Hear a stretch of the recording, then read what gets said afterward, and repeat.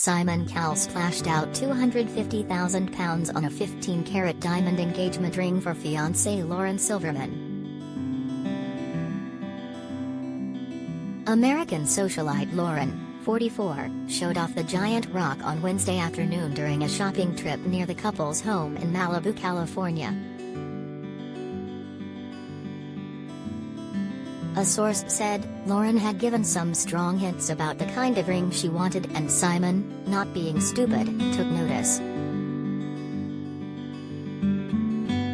He chose the diamond himself, after getting some professional advice, and went down on one knee whilst on the beach. Both Lauren and Simon have been bombarded with messages of congratulation. They're both super excited.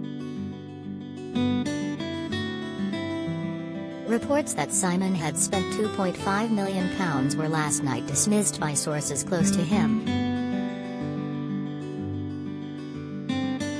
The diamond, however, is said to be a high-cut grade, internally flawless stone.